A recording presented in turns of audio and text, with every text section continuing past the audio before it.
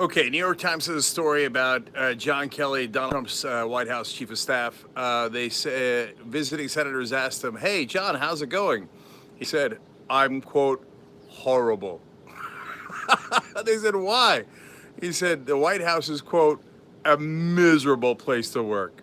To which I say, of course it is. All these guys, look, I got no love for them and I have no sympathy for them. They chose to work for Donald Trump and they knew what he was. But I'm always amused when they are disgruntled and they're surprised. So, why is the White House a miserable place to work? Well, very simple.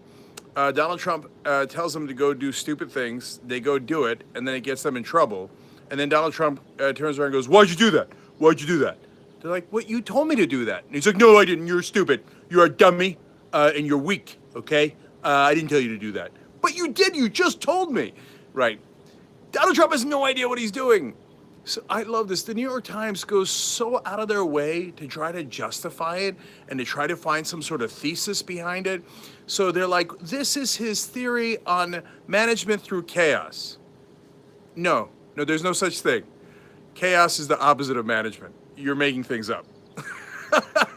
They're stretching. They're like, no, no, no, we're neutral. We're neutral. We're not against Republicans. We're not against Donald Trump. We think it might be a secret genius plan to do management through not doing management, just having chaos instead.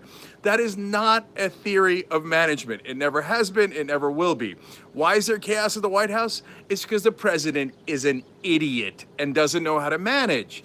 Now, one piece of evidence that he doesn't know how to manage is that he bankrupted himself 6 different times. Then he's like, "I meant to do that. That was smart business." You know what's smarter business? Making a profit. I went to business school. We never got bankruptcy 101. How to survive, how to do brilliant business by doing chaos management and bankrupting yourself. There is no such course. There is no such theory. So, and then the other part of Trump that defines him is corruption, of course. So, they always try to find a theory for that too. The New York Times article, again on this same story, it's like all of his advisors keep telling him to fire Scott Pruitt because he's so obviously and overwhelmingly corrupt, but he seems to really like him. So they're trying to figure out why. Ooh, I know.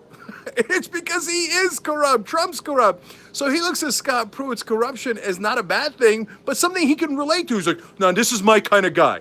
He apparently calls Pruitt all the time and complains about Jeff Sessions not being corrupt enough. He's like, why did he recuse himself? Why didn't he just cover for me instead of executing the laws of the land like he's supposed to? Why? He's complaining to Scott Pruitt, "Why isn't Jeff Sessions as corrupt as you and me?" You think he's going to get rid of Pruitt? For Trump, corruption is not the bug. It's the feature. Okay, there are 2 defining points to Trump. And I know right now all the MAGA guys, obviously, but even the guys in the press won't recognize it. They're like, "Well, Cenk, what do you mean? He's the president. He appears to be a billionaire. He says he's a billionaire, and so he must be really successful." No, there are 2 things that define him. And after he's thrown out of office, everybody will come back around and go, yeah, I guess, yeah, chaos is not really a theory of management.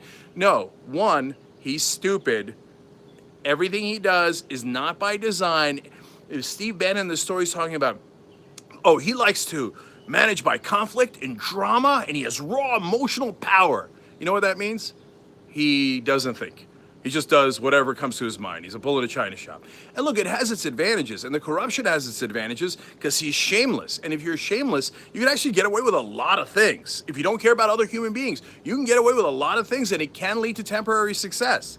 But I'm telling you, at the end, they're going to go, "Oh, right, he never had a plan. He doesn't think one step ahead." So point 1, he's stupid. Point 2, he's corrupt. That's all you need to know about Donald Trump, and it will explain everything else. Not anything about emotional power, and he likes to do management through conflict and chaos. That's all preposterous. On the North Korea trip, they say, "Hey, did you plan for it?" He's like, "I don't need to. It's just all about attitude." No, it isn't. No, it isn't. Attitude is important, don't get me wrong, and I think Obama did not show enough strength and attitude, etc. But that's not the only thing. You also have to know about the Korean Peninsula. You have to actually know foreign policy. "I've been studying it my whole life." Really? When? When did you study the Korean Peninsula? He's so full of crap. And it's obvious. All you have to understand is those 2 things that I just explained. So is it surprising that the chief of staff, his number 1 guy who's supposed to organize his whole agenda, is frustrated and thinks it's a